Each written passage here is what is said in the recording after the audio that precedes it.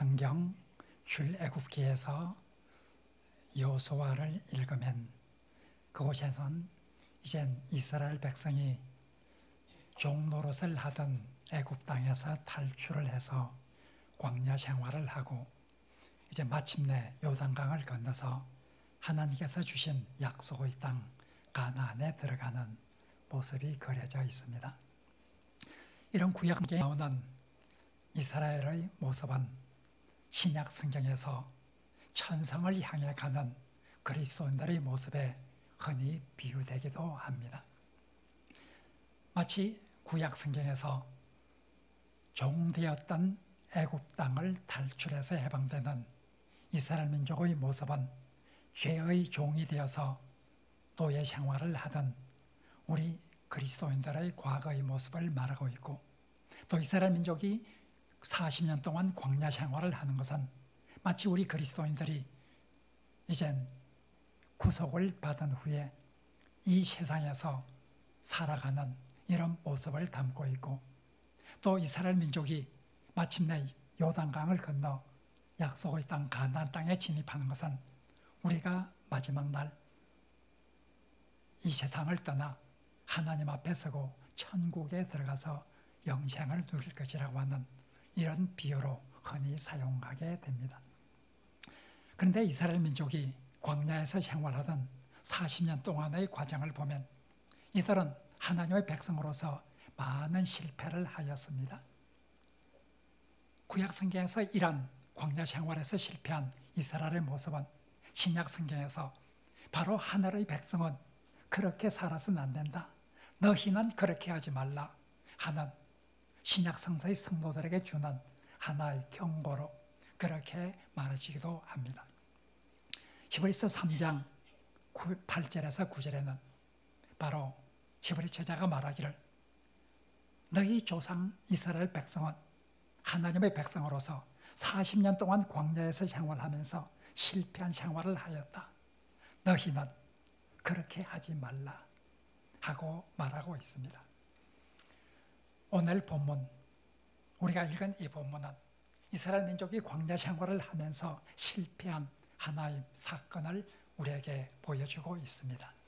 오늘 이 본문을 통해서 실패한 이스라엘의 모습을 바라보면서 우리는 그렇게 해서는 안 된다 하는 하나님의 음성을 함께 생각해 보자 합니다. 오늘 본문에 보면 이스라엘 민족은 하나님의 백성으로서 갖춰야 될 그런 모습을 보여주지 못하고 있습니다. 첫째로 오늘 본문은 이스라엘 민족은 하나님의 은혜를 망각하고 있었다 하는 것을 보여주고 있습니다. 하나님의 은혜, 하나님의 백성이 항상 기억해야 될 것입니다. 그런데도 이스라엘 백성은 하나님의 은혜를 망각하고 있었습니다. 오늘 본문에 보면 6절에서 이스라엘 백성은 울면서 하나님을 향해서 말하고 있습니다. 우리의 눈에 만나밖에 보이는 것이 없다, 이렇게 말하고 있습니다. 6절에 나오는 이 말을 공동 번역에서는 이 지긋지긋한 만나 외에는 우리에게 아무것도 없다, 이렇게 말하고 있습니다. 만나를 먹고 산 지가 상당한 시간이 되었죠. 이제 그들은 이 지긋지긋한 만나 외에는 먹을 것이 없다는 말인가 하고 말하고 있습니다. 만나는 하나님께서 은혜의 선물로 주신 것이었죠. 출애굽기 16장에 보면 이스라엘 민족이 굶주려서 먹을 것이 없을 때 그들의 부르짖음을 듣고 하나님께서 만나를 주셨습니다. 이것은 하나님께서 은혜의 선물로 주신 것이었습니다. 그리고 출애굽기 16장 32절 33절에서 하나님께서는 명령하였습니다. 이 만나를 항아리에 담아서 대대로 간수해서 후손들에게 보여줄 수 있도록 하라.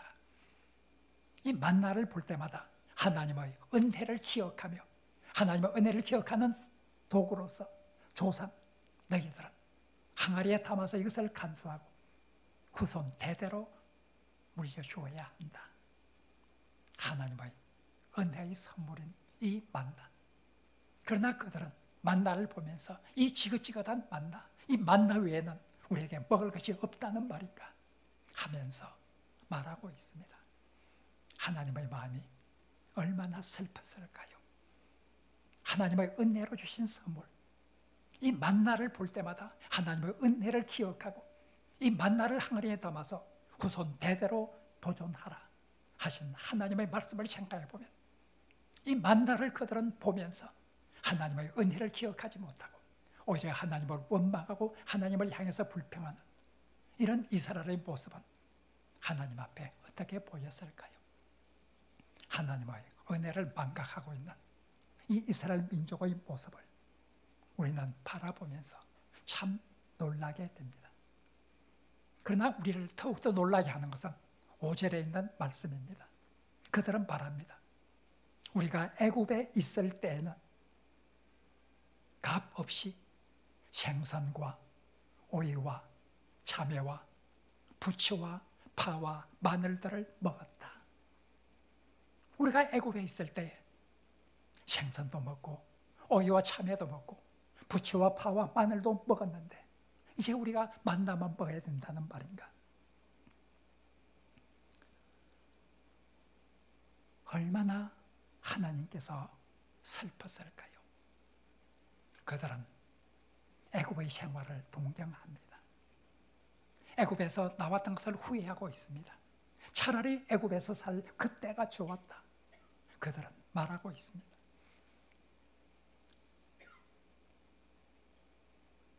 20절에 보면 오늘 읽진 않았지만 20절에 보면 하나님께서 이 이스라엘 민족의 태도를 바라면서 우리가 어찌하여 애굽에서 나왔던가 이렇게 후회하는 이스라엘 민족의 모습을 하나님께서 말하고 계십니다.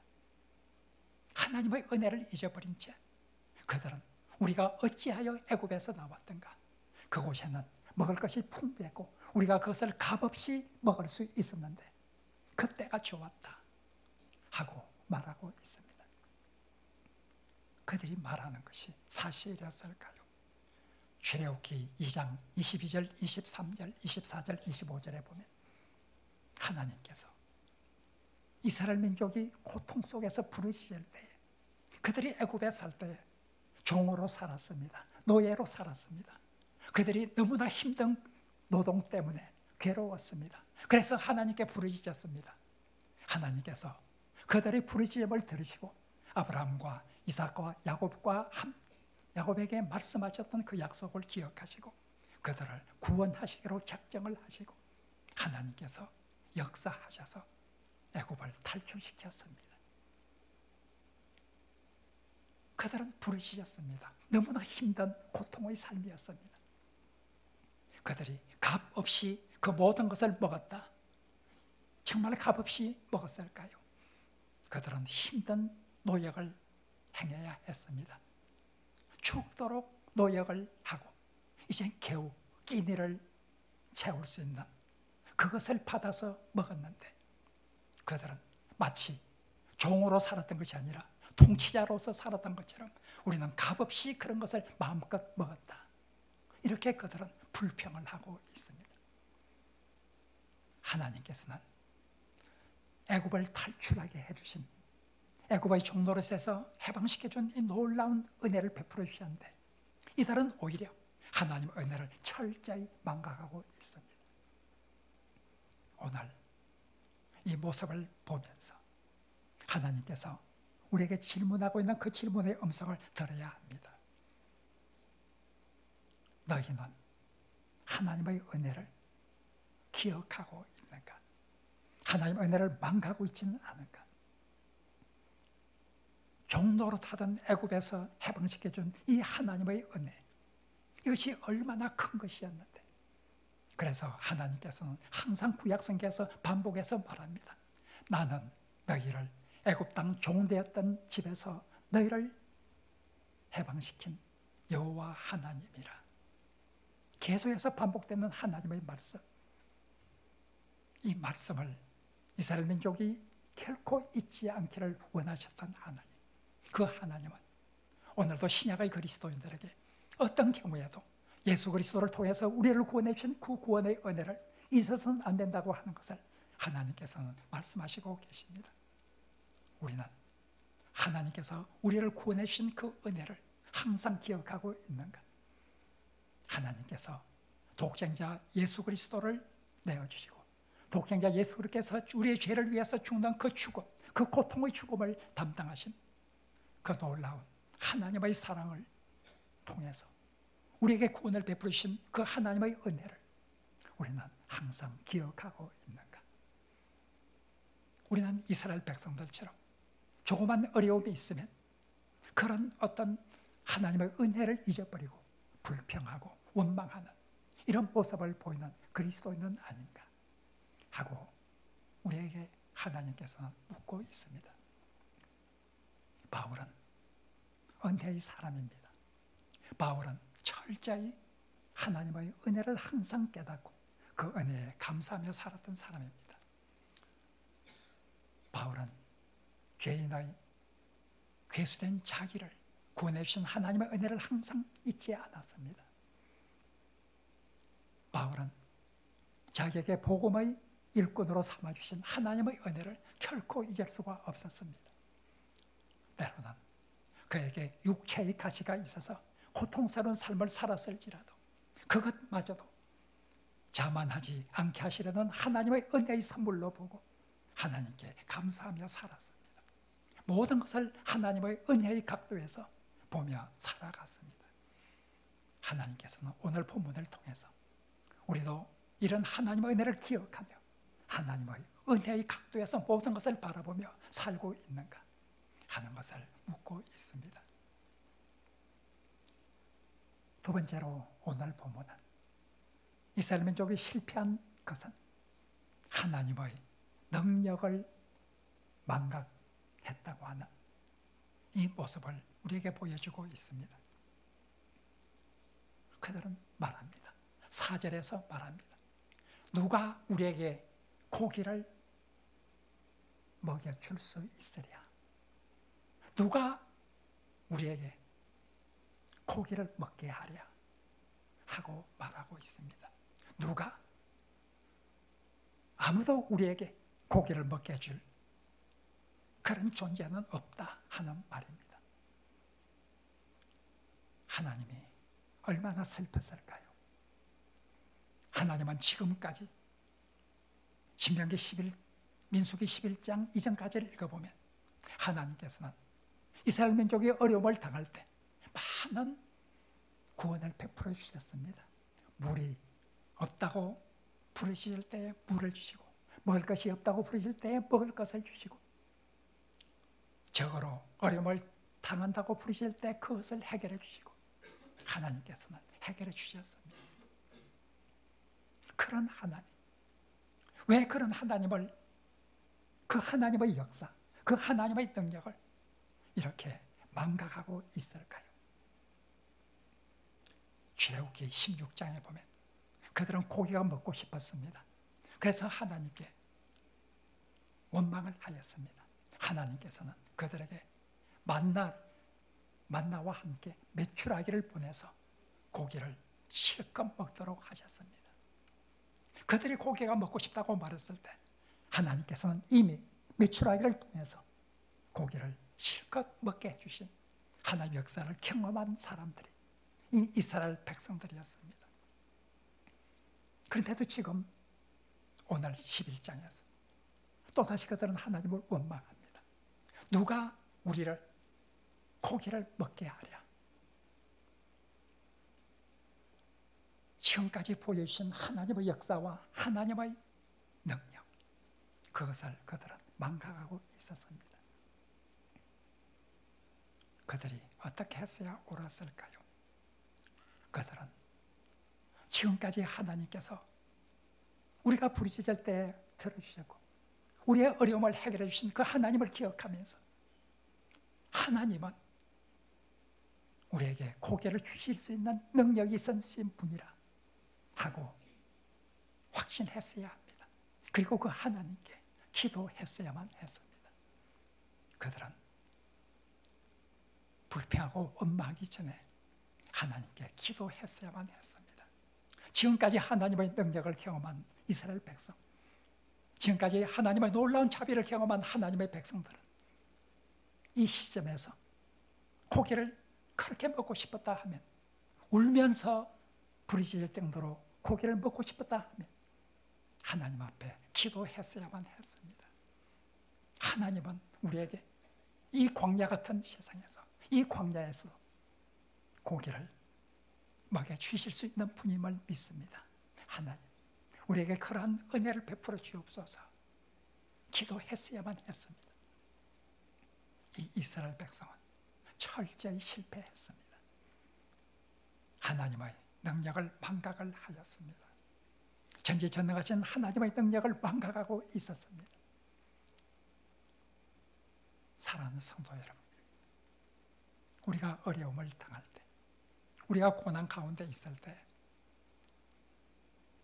하나님의 능력을 믿고 있습니까? 하나님은 전지전능하신 분이라고 하는 것을 항상 기억하고 있습니까? 그리고 우리의 어려움을 하나님 앞에 나가서 기도로 아뢰고 있습니까? 오늘 본문은 하나님께서 실패한 이스라엘처럼 그렇게 살지 말라, 하나님의 능력을 믿으라, 하나님 앞에 기도하라 하고 우리에게 말하고 있습니다. 마지막으로 오늘 본문은 이스라엘 민족은 하나님께 주신 그 소망을 망각하고 있었다고 하는 것을 우리에게 보여주고 있었습니다. 그들은 과거에 애굽에 있을 때가 좋았다, 그때가 좋았다, 그때는 이러이러했는데 지금 이 고생이 무엇인가 하고 불평합니다. 그들이 하나님께 주신 약속의 땅, 젖과 꿀이 흐르는 약속의 땅, 가나안 땅에 대한 소망이 그들에게 더 강했다라고 하면 결코 이렇게 말하지 않았을 것입니다. 애굽에 있을 때가 좋았다. 하나님께서 어떻게 생각하셨을까요? 하나님께서는 그들에게 큰 선물을 준비하였습니다. 젖과 꿀이 흐르는 그 약속의 땅, 가나안 땅을 이 이스라엘 백성을 위해서 준비하셨습니다. 그곳으로 인도하시고자 애굽 땅에서 그들을 인도하여 내셨습니다. 그 약속의 땅을 향해 가는 그들의 여정에 어려움이 있다손 칠지라도 그 약속의 땅을 생각하며 그 소망을 가지고 나아갔다고 하면 결코 이들은 이런 모습을 보이지 않았을 것입니다. 우리가 어려움에 있을 때에도 우리가 소망이 있는가? 아주 중요합니다. 소망은 우리에게 어려움을 극복하게 해주는 원동력이 되기 때문입니다. 우리가 아무리 가난하고 아무리 어려운 삶에 살고 있더라도 그 사람에게 소망이 있다면, 지금은 내가 가난하고 어렵더라도 나에게 소망이 있다, 그렇게 생각하는 사람은 쓰러지지 않습니다. 자포자기하지 않습니다. 쓰러지더라도 다시 일어설 수 있는 힘을 가집니다. 소망 때문입니다. 그러나 그런 소망이 없는 사람은 자포자기합니다. 쓰러져서 다시 일어설 수가 없습니다. 이스라엘 백성들, 하나님께 주신 그 약속의 땅에 대한 소망이 그들에게 강하게 있었다고 하면 결코 이런 모습을 보이지는 않았을 것입니다. 애굽에 있을 때가 좋았다, 우리가 어찌하여 애굽에서 나왔던가, 결코 이렇게 말하지 않았을 것입니다. 우리는 천성을 향해 나아가는 하나님의 백성들입니다.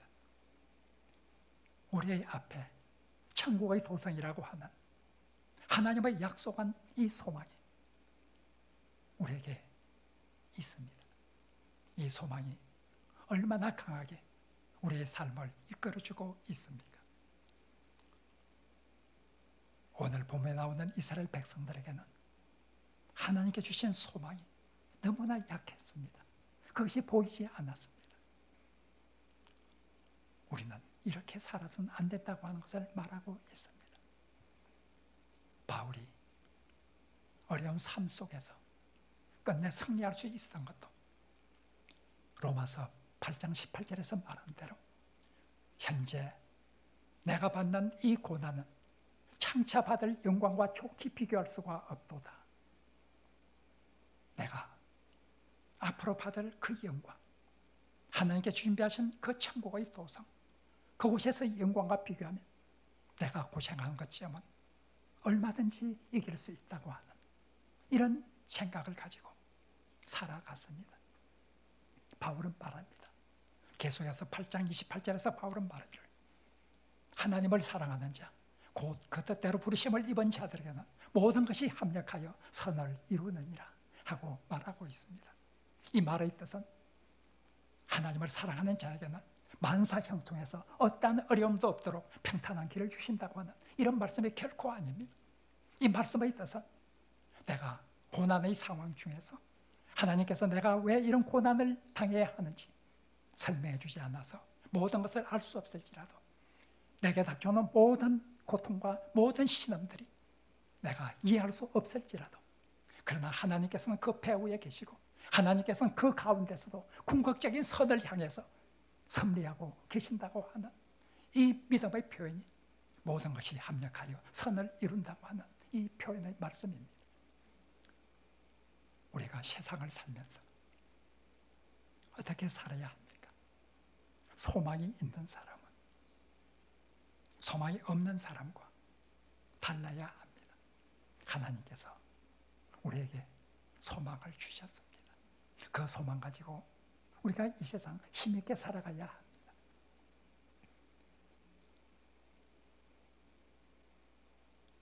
구약 성경에서 광야 생활하는 이 이스라엘의 모습은 광야 생활과 같은 우리 그리스도인들의 모습을 비유적으로 말해주고 있습니다. 실패한 이스라엘의 천체를 밟지 않고 하나님의 백성으로서 하나님 보시기에 아름다운 삶을 살아가는 이런 하나님의 백성, 하나님의 은혜를 항상 기억하고 하나님의 능력에 의지해가면서 하나님께서 우리에게 주신 그 소망 붙잡고 이 세상, 광야와 같은 이 세상을 승리하면서 살아가는 하나님의 백성이 되기를 간절히 바랍니다.